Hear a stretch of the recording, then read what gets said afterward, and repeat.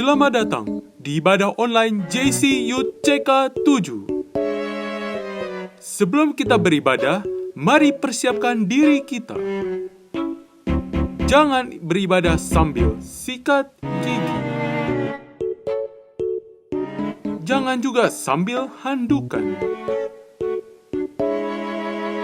Atau masih tidur. Bangun. Mari persiapkan diri kita dengan berganti pakaian yang rapi dan sopan.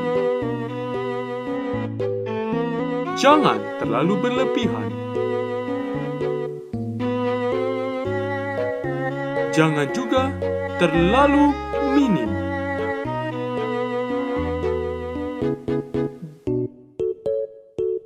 Jangan juga halu pergi ke pantai. Kita sedang tidak liburan.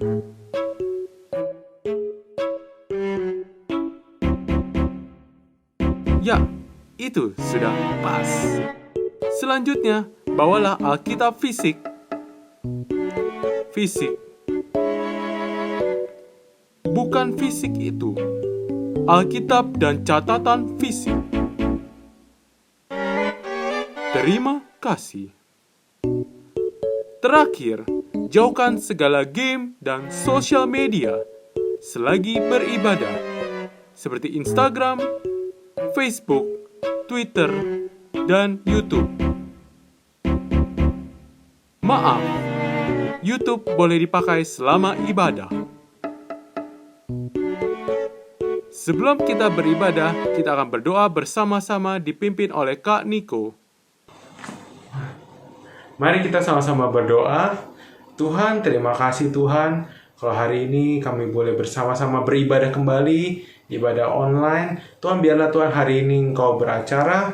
Biarlah pada hari kenaikan ini Engkau juga boleh berbicara bagi setiap kami. Dan kami boleh menangkap isi hati-Mu lewat praise and worship dan juga firman-Mu. Terima kasih Tuhan. Lindungi setiap kami, tutup buku setiap kami, agar kami boleh mendapat berkat-Mu hari ini. Dalam nama Tuhan Yesus kami sudah berdoa. Haleluya. Amin. Terima kasih Kak Niko. Selamat beribadah. And God bless you. Thank you. Sebab hanya Engkau yang layak terima pujian dari kami ya Tuhan. Anak-anak muda mari sama-sama suarakan haleluya.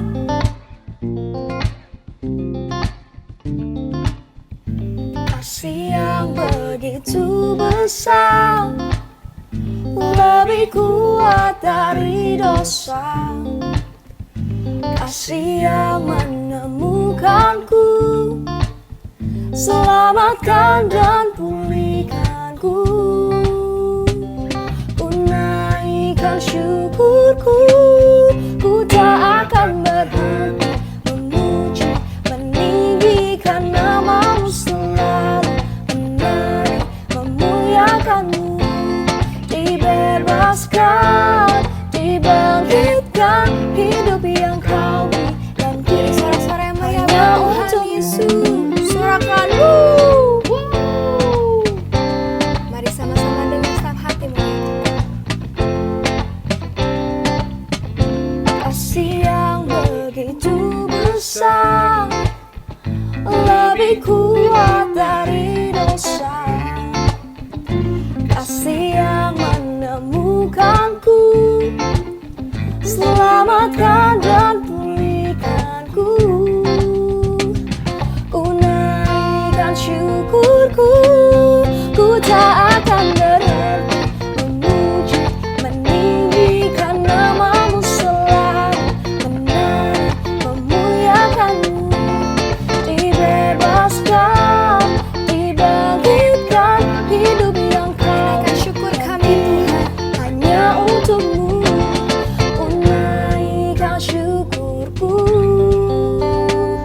ku naikkan syukurku, ku tak akan berhenti Tuhan Yesus, meninggikan nama-Mu selalu, menari, kami akan dibebaskan, dibebaskan, dibangkitkan, hidup yang Kau beri, dan kini hanya untuk-Mu, takkan berhenti memuji, meninggikan nama-Mu.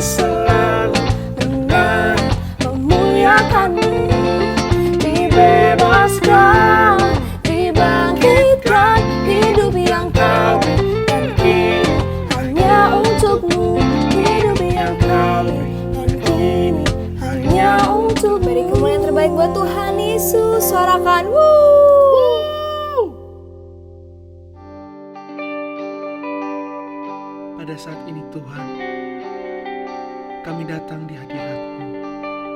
Kami mau menaikkan syukur kami dan nyanyian kami yang terbaik bagi Tuhan. Worthy of every song we could ever sing, worthy of all the praise we could ever bring, worthy of every breath we could ever breathe. We live for you.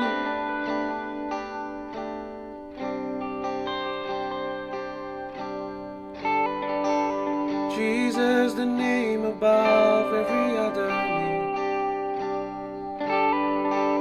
Jesus, the only one who could ever save.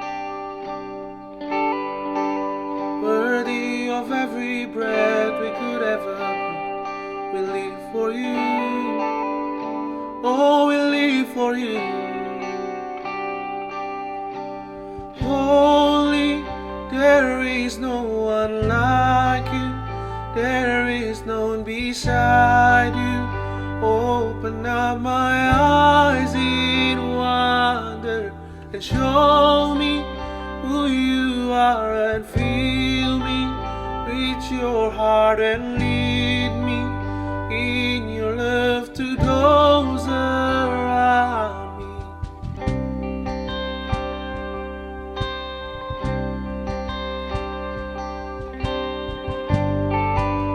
Jesus, the name above every other name. Jesus, the only one who could ever save. Worthy of every breath we could ever breathe. We live for you. Oh, we live for you. With all of our heart, holy, there is no one like you. There is no one beside you. Open up my eyes in wonder and show me who you are and fill me with your heart and lead me in your love to those around. Singing, holy, there is no one like you. There is no one beside you. Open up my eyes in wonder and show me who you are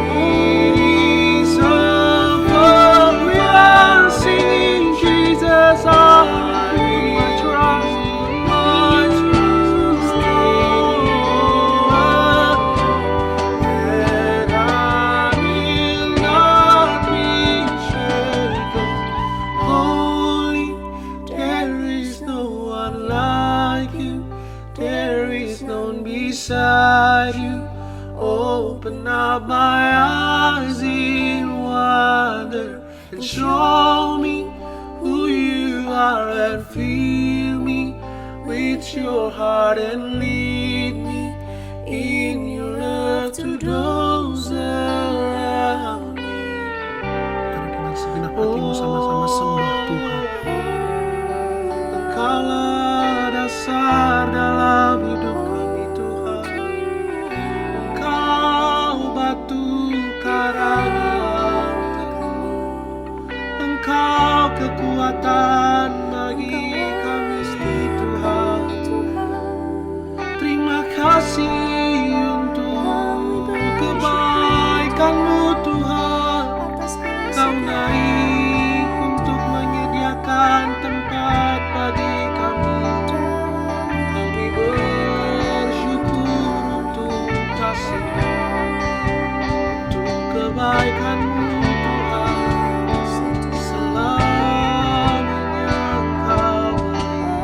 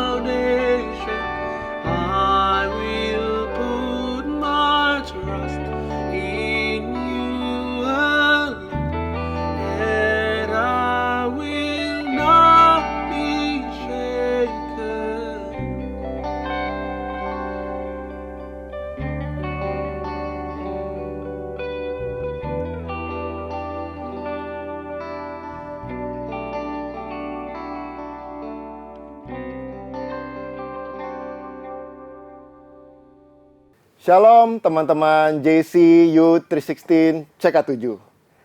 Bagaimana kabar teman-teman semua? Apakah semua baik-baik saja? Hari-hari ini kita harus lebih lagi belajar kebenaran firman Tuhan. Karena saya percaya Tuhan punya rencana untuk generasi muda kita. Sebelum kita masuk dalam firman Tuhan, hari ini saya mengajak kita sama-sama untuk berdoa, mempersiapkan diri kita di dalam firman Tuhan. Bapa di dalam surga, terima kasih Tuhan. Hari ini kami boleh berkumpul bersama-sama melalui live streaming Tuhan. Kami percaya Tuhan Yesus, apa yang kami pelajari hari ini akan memberikan pengetahuan, begitu juga akan menjadi dampak dalam kehidupan kami Tuhan. Kami percaya pada waktu kami merenungkan firman-Mu, akan terjadi perubahan demi perubahan dalam kehidupan kami, sehingga kami boleh semakin disempurnakan sesuai dengan kehendak-Mu Bapa. Terima kasih Tuhan Yesus, haleluya, amin. Oke teman-teman. Hari ini kita akan membahas tentang Ascension of Jesus Christ, yaitu kenaikan Tuhan Yesus ke surga. Mungkin banyak teman-teman yang bertanya-tanya, apa sih perayaan hari kenaikan Tuhan Yesus? Kalau kita bicara Natal, pasti semua tahu tentang Natal. Ada hadiah, kumpul-kumpul keluarga, wah fun banget.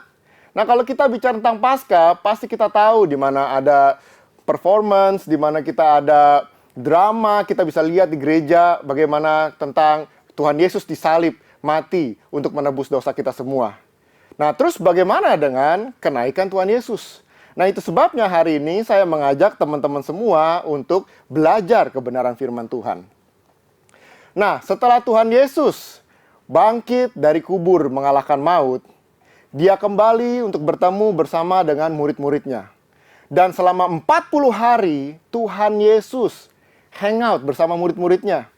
Dia mengajarkan banyak hal tentang kerajaan surga. Dia mengajarkan nilai-nilai tentang kerajaan surga. Dia mengajarkan tentang cara hidup, berperilaku di dalam kerajaan surga. Dan setelah itu apa yang terjadi teman-teman? Setelah 40 hari kemudian, firman Tuhan berkata di dalam Lukas 24 ayat 50-52, dikatakan lalu Yesus membawa mereka keluar kota sampai dekat Betania. Di situ Ia mengangkat tangannya dan memberkati mereka. Dan ketika Ia sedang memberkati mereka, ia berpisah dari mereka dan terangkat ke surga. Mereka sujud menyembah, lalu mereka pulang ke Yerusalem dengan sangat bersuka cita. Mungkin kalau kita merenungkan firman Tuhan, teman-teman, mungkin kita akan berpikir, kenapa dia meninggalkan murid-muridnya? Padahal Yesus sudah kembali dari kubur, sudah kembali dari kematian untuk bertemu dengan murid-muridnya dan tinggal bersama dengan murid-muridnya. Saya yakin teman-teman, perasaan murid-murid begitu senang luar biasa karena bisa berkumpul bersama-sama dengan orang yang dikasihinya, yaitu Tuhan Yesus. Tetapi di sini dikatakan setelah 40 hari, Tuhan Yesus mengajak mereka, dikatakan keluar kota sampai dekat Betania. Dan di situ Tuhan Yesus memberkati mereka dan Tuhan Yesus pergi naik ke surga. Dan yang luar biasanya teman-teman, bukannya murid-murid di sini dikatakan mereka bersedih atau kecewa atau merasa khawatir atau ketakutan, tetapi firman Tuhan katakan apa di sini? Mereka kembali ke Yerusalem dengan bersuka cita. Apa yang membuat mereka bisa bersuka cita? Aneh, ditinggal tetapi bukan dengan sedih, tetapi dengan bersuka cita, teman-teman. Nah, hari ini saya mengajak kita bersama-sama merenungkan firman Tuhan. Hal apa yang terjadi setelah Tuhan Yesus naik ke surga? Hal yang pertama, teman-teman, kita harus mengerti baik-baik. Tuhan Yesus itu datangnya dari mana? Dia datang dari surga. Dan setelah selesai segala sesuatunya, dia pun kembali pulang. Kemana? Ke surga. Bukankah hal yang luar biasa kalau kita punya juru selamat yang kita tahu dari mana datangnya? Karena zaman sekarang, di zaman now, banyak di luar sana orang-orang yang mengaku sebagai Mesias. Orang-orang yang mengaku sebagai juru selamat. Tetapi kita tahu mereka datangnya dari mana? Mereka datang dari bumi. Mereka datang dari dunia. Mereka ada di sekeliling kita. Tetapi Tuhan Yesus berbeda. Dia sudah ada sejak penciptaan bersama dengan Bapa dan Roh Kudus. Dan pada waktu manusia pertama jatuh dalam dosa, maka Bapa merencanakan hal keselamatan dan mengutus Tuhan Yesus untuk turun ke dunia ini untuk menyelamatkan kita semua. Itu sebabnya dia datang ke dunia, teman-teman. Coba teman-teman bayangkan, teman-teman lebih pilih yang mana? Orang yang kita tahu dari mana asalnya dan mengajak kita kemana, atau orang yang kita nggak tahu orang ini datang dari mana, terus tiba-tiba dia mengajak kita untuk pergi ke satu tempat yang kita pun juga nggak tahu tempat itu ada atau enggak. Coba bayangkan teman-teman ya. Kalau ada orang yang ngajak, yuk ikut saya ke Amerika. Padahal kita tahu orang ini dari lahir sampai hari ini dia tinggal di Jakarta. Bagaimana mungkin orang ini mengajak kita ke Amerika? Dia aja sendiri belum pernah ke Amerika. Udah gitu apa yang akan dilakukan di Amerika pun dia nggak tahu. Tetapi kalau ada orang yang datang dari Amerika, datang ke Jakarta, dan dia mengajak teman-teman dan saya untuk ayo pergi ke Amerika bersama dengan saya. Pasti kita akan percaya, karena kita tahu orang ini datang dari Amerika. Betul nggak teman-teman? Pasti kita juga mau ikut. Kenapa? Karena kita lihat, wah orang ini orang Amerika. Demikian juga dengan Tuhan Yesus. Dia datang dari surga. Dia mengajarkan hal-hal tentang kerajaan surga. Dan dia mengajak kita semua untuk apa? Mempersiapkan kehidupan kita. Karena kelak suatu saat nanti kita pun akan bersama dengan dia di surga. Dan setelah segala sesuatunya telah selesai, dia kembali ke surga. Menunjukkan bahwa Yesus adalah Tuhan, bukan hanya manusia biasa. Menunjukkan bahwa Yesus bersama-sama dengan Bapa dan Roh Kudus sejak dari hari pertama penciptaan, teman-teman. Hal yang kedua yang bisa kita pelajari, di dalam Markus 10 ayat 45 dikatakan, karena anak manusia juga datang bukan untuk dilayani, melainkan untuk melayani dan untuk memberikan nyawanya menjadi tebusan bagi banyak orang. Tuhan Yesus datang ke dunia ini punya tugas khusus, misi khusus dari Bapa, yaitu untuk menebus dosa manusia. Karena pada waktu manusia pertama jatuh dalam dosa, manusia telah kehilangan kemuliaan Allah. Artinya, teman-teman dan saya tidak bisa mengerti pikiran Tuhan. Tidak bisa mengerti kehendak Tuhan. Kita nggak tahu Tuhan maunya apa sih dalam kehidupan kita. Tetapi setelah Tuhan Yesus datang ke dunia ini, dia menghapus semua dosa manusia. Dia menghapus setiap pemberontakan kita, setiap kelanggaran kita, setiap kesalahan kita, setiap hal-hal yang najis yang kita lakukan, teman-teman. Dia sudah menebus itu di atas kayu salib. Demikian juga setelah dia selesai, di atas kayu salib dia berkata, sudah selesai. It is finished. Artinya dosa teman-teman dan saya sudah dihapus di atas kayu salib. Itu sebabnya hari ini jaga kehidupan kita. Jangan sia-siakan keselamatan yang Tuhan Yesus sudah berikan. Karena Dia datang untuk menyelamatkan kita, itu sebabnya kita harus jaga masa muda kita untuk sungguh-sungguh mengerjakan keselamatan yang Tuhan sudah berikan.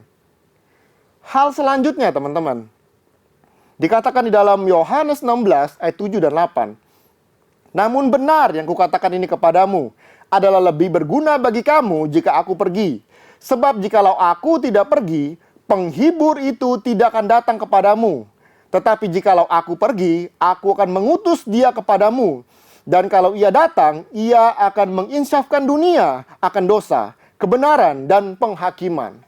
Hal yang selanjutnya di sini dikatakan, pada waktu Tuhan Yesus naik ke surga, Dia tidak akan meninggalkan kita sendirian, teman-teman. Dia mengutus Roh Kudus untuk turun ke dunia dan memenuhi setiap orang yang percaya. Mungkin hal ini akan menjadi satu pemikiran dalam kehidupan kita.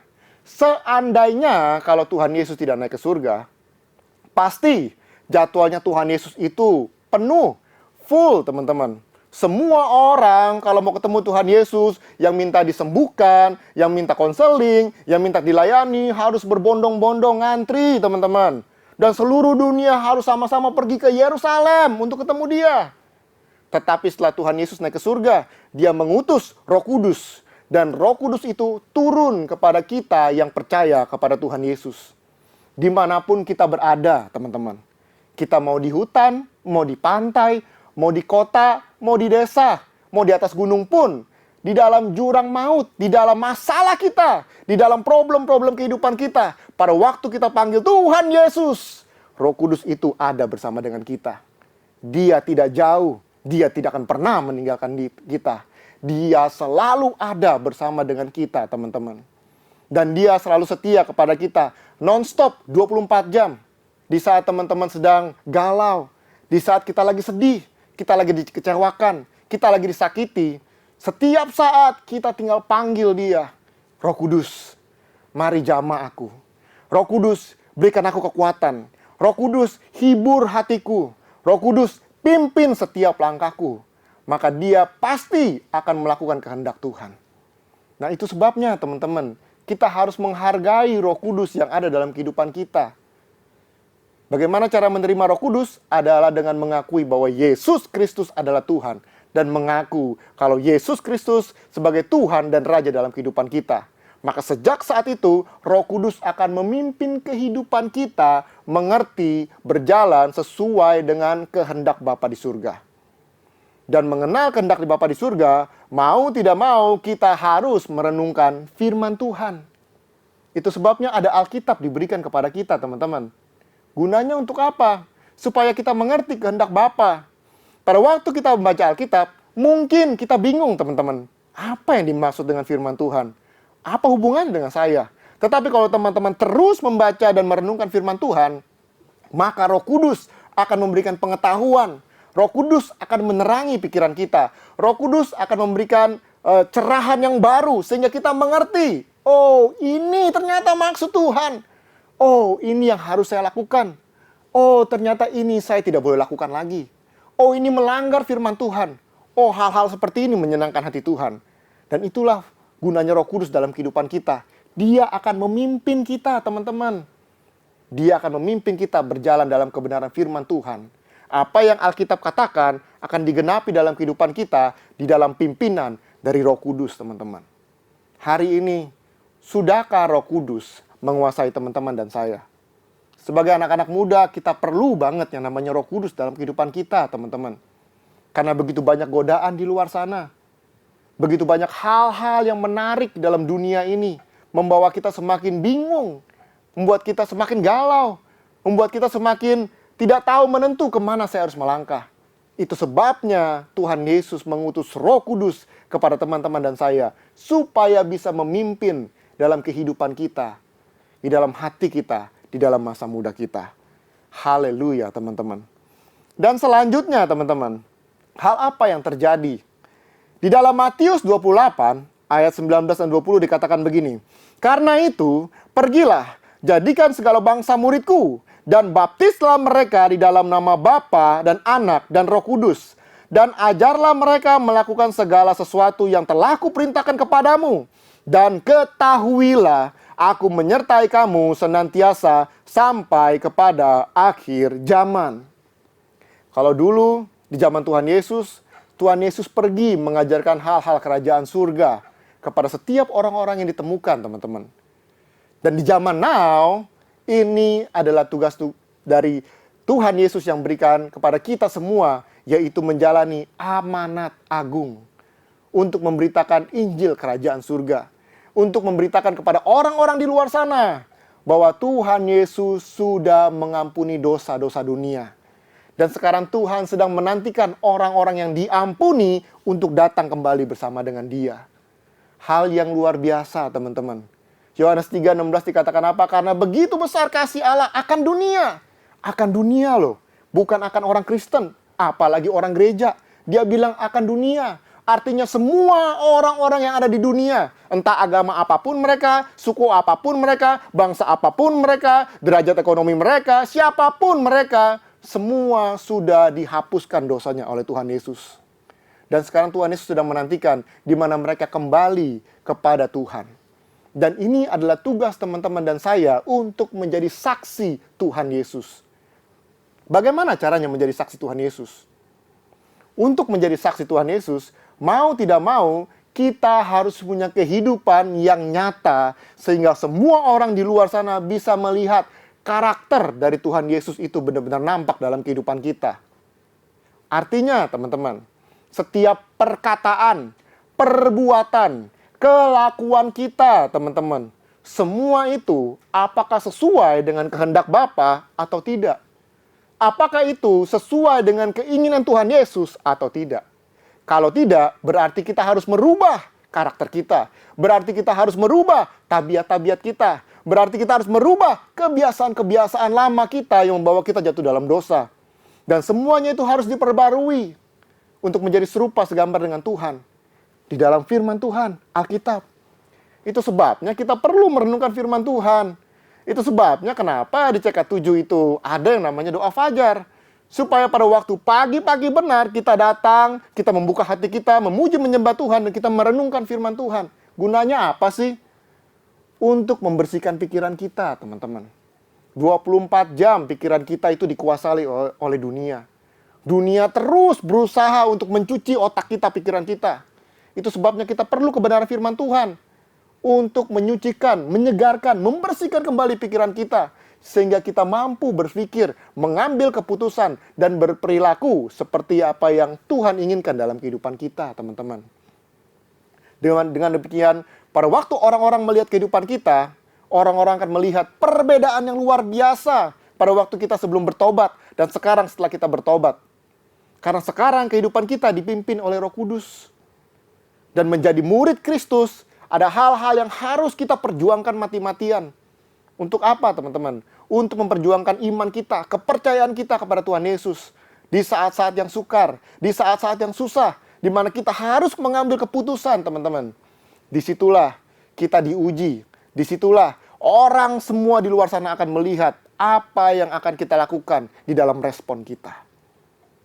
Menjadi saksi Kristus bukanlah hal gampang. Tetapi Roh Kuduslah yang akan sanggup memberikan kita kekuatan. Roh Kuduslah yang akan memberikan kita pimpinan dan tuntunan. Sehingga kita mampu menjadi murid-murid Tuhan Yesus. Haleluya, teman-teman. Selanjutnya, teman-teman. Hal apa yang terjadi selanjutnya? Di dalam firman Tuhan dikatakan, di dalam Yohanes 14 ayat 2 dan 3 dikatakan begini. Di rumah Bapakku banyak tempat tinggal.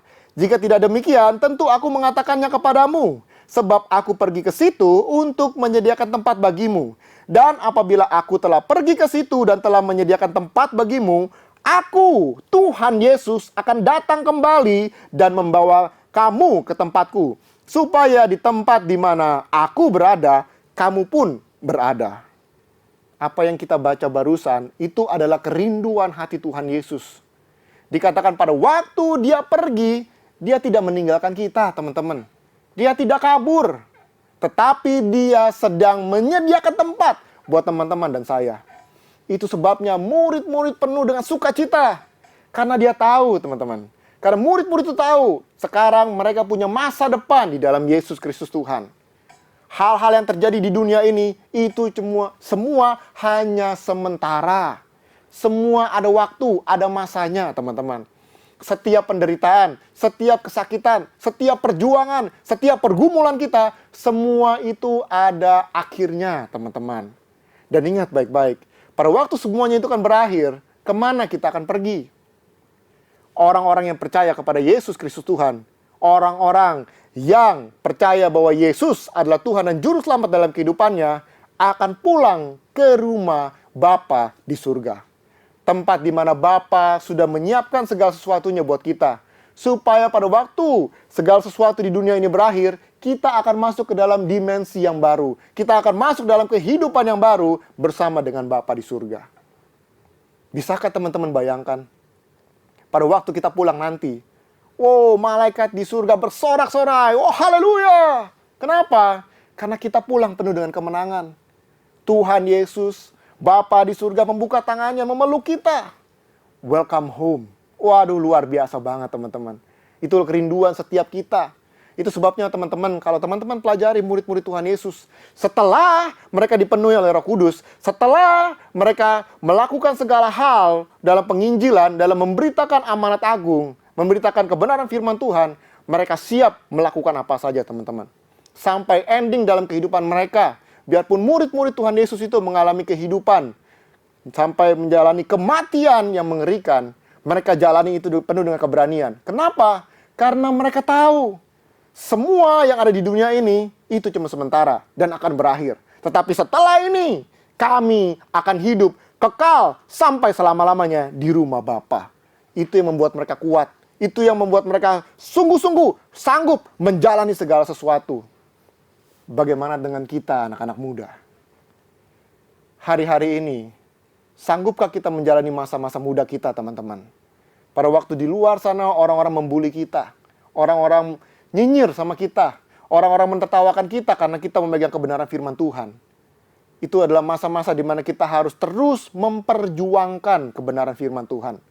Sekalipun orang-orang yang kita kenal pergi meninggalkan kita, sekalipun mereka mungkin ketawain kita, tetapi tetap pegang teguh janji Tuhan. Karena Dia pasti akan menepati janjinya. Karena semua ini akan berakhir dan kita akan pergi ke rumah Bapa yang kekal. Dari semua ini teman-teman, dari hal-hal yang telah terjadi, hal-hal yang Tuhan Yesus berikan kepada kita, sanggupkah kita untuk tetap setia kepada Tuhan? Dan terakhir saya mau katakan teman-teman, di dalam Lukas 21 ayat 27 dikatakan, pada waktu itu orang akan melihat Anak Manusia datang dari awan dengan segala kekuasaan dan kemuliaannya. Ini berbicara tentang kedatangan Tuhan Yesus yang kedua kali. Ingat baik-baik, Tuhan Yesus tidak pergi meninggalkan kita. Tetapi Dia pergi untuk mempersiapkan tempat buat kita semua. Dan setelah tempat kita jadi, teman-teman, Dia akan datang kembali. Dia akan datang kembali. Dia akan membawa kita pulang ke rumah Bapa yang kekal, teman-teman. Dan di situ segala penderitaan, di situ segala tangisan, kesakitan, semuanya akan berakhir. Berbeda dengan dunia yang penuh dengan krisis, kegoncangan, virus, sakit penyakit. Tetapi di surga yang kekal, kesempurnaan sampai selama-lamanya bersama dengan Bapa. Sudah siapkah kita, teman-teman? Sudahkah kita mempersiapkan masa muda kita untuk menantikan kedatangan Tuhan Yesus? Sudahkah hari-hari ini kita sungguh-sungguh merenungkan firman Tuhan, mengikuti apa yang Roh Kudus inginkan, memuji menyembah Tuhan, sampai pada waktu kedatangan Tuhan Yesus? Ini menjadi satu renungan dalam kehidupan kita, teman-teman. Tuhan Yesus pasti akan datang kembali menjemput kita. Dan waktunya tidak ada satu orang pun yang tahu. Mungkin sekarang ini, kalau banyak orang bertanya, kapan sih Tuhan Yesus datang? Dari zaman dulu juga orang ngomong, Tuhan Yesus datang, Tuhan Yesus datang. Tapi buktinya mana? Saya kasih tahu sama teman-teman. Dikatakan dalam firman Tuhan, telah akan tiba kesudahannya pada waktu Injil disebarkan ke seluruh segala bangsa. Ini adalah kuncinya, teman-teman. Semakin kita menyebarkan amanat agung, semakin kita menyebarkan Injil kerajaan surga kepada seluruh dunia. Hari-hari ini dengan media sosial, teman-teman. Apapun yang kita lakukan di dalam media sosial kita, apapun status kita, segala video-video, segala blog yang kita dapat lakukan melalui media sosial, kita bisa pakai itu semua untuk memberitakan kerajaan surga. Supaya semua orang di seluruh dunia bisa mendengar kabar baik daripada Tuhan Yesus. Sehingga pada waktu semua orang di dunia sudah mendengar kebenaran firman Tuhan, maka akan tiba Tuhan Yesus datang kembali. Maukah teman-teman belajar untuk sungguh-sungguh mempergunakan talenta, karunia, kemampuan yang Tuhan sudah berikan untuk sungguh-sungguh menjadi kemuliaan bagi nama Tuhan, untuk menyebarkan Injil kerajaan surga, untuk menyatakan kebaikan Tuhan Yesus, bagaimana Tuhan Yesus sudah datang untuk menebus kita semua. Dengan cara begitu, kita sedang mempercepat kedatangan Tuhan Yesus. Persiapkan masa mudamu, teman-teman. Saya jamin, ini adalah bangkitnya generasi Yeremia. Bangkitnya generasi anak-anak muda yang sungguh-sungguh menyala-nyala berkobar untuk melayani Tuhan. Saya jamin, teman-teman, pada waktu engkau sungguh-sungguh memberikan hidupmu kepada Tuhan Yesus, lihat bagaimana Roh Kudus itu akan menuntun kita. Lihat Roh Kudus itu akan memimpin kita step by step, teman-teman. Hal-hal yang dahsyat, hal-hal yang luar biasa, tanda-tanda yang heran, yang ajaib, itu akan kita lalui bersama-sama dengan Roh Kudus. Karena dialah sumber kekuatan kita. Haleluya, puji nama Tuhan. Mari kita satukan hati, saya mau berdoa untuk teman-teman semua. Bapa di dalam surga, terima kasih untuk firman-Mu Tuhan, terima kasih untuk kebenaran-Mu Tuhan. Ini kami anak-anak muda-Mu Tuhan. Sekarang kami mengerti kenapa Engkau naik ke surga Tuhan. Supaya Engkau mengirim Roh Kudus yang memampukan kami untuk menjalani kehidupan ini Tuhan. Dan Engkau sedang menyediakan tempat buat kami semua. Sehingga suatu saat nanti Engkau akan datang menjemput kami. Terima kasih Tuhan Yesus. Sekarang kami punya masa depan yang cerah di dalam Engkau. Kami punya pengharapan yang kekal yang tidak akan tergoncangkan oleh dunia ini Tuhan. Karena kami tahu suatu saat nanti kami pun akan kembali bersama dengan Bapa di surga. Terima kasih Tuhan Yesus. Tuhan, saat ini kami berdoa Tuhan. Anak-anak mudamu, kami berdoa, kami satukan hati, kami berdoa untuk gereja kami, untuk gembala kami Tuhan. Mari pakai Tuhan, kami semua Tuhan, supaya kami boleh sungguh-sungguh menjalankan amanat agung untuk memberitakan Injil Kerajaan Surga dimanapun kami berada. Tuhan, kami juga berdoa untuk negara kami Indonesia, para pemimpin, presiden dan wakil, dan seluruh orang-orang yang memerintah atas Indonesia ini Tuhan. Biar damai sejahtera turun atas kami semua. Biar damai sejahtera Tuhan menguasai kami semua Tuhan. Hal-hal yang baru Tuhan berikan kepada kami Tuhan Yesus. Dan akhir-akhir ini apa yang terjadi Tuhan di dalam virus corona Tuhan, kami percaya kesembuhan dari Tuhan Yesus. Ini waktunya setiap mata akan melihat siapa itu Yesus Kristus Tuhan yang kami sembah, akan mendatangkan banyak mujizat, banyak kesembuhan, hal-hal yang luar biasa terjadi dalam kehidupan kami. Terima kasih Tuhan Yesus, kami percaya Tuhan, kehidupan kami akan dipulihkan. Kami percaya keluarga kami akan dipulihkan. Kami percaya Tuhan, bangsa dan negara kami pun Indonesia akan dipulihkan. Terima kasih Tuhan Yesus. Haleluya. Amin.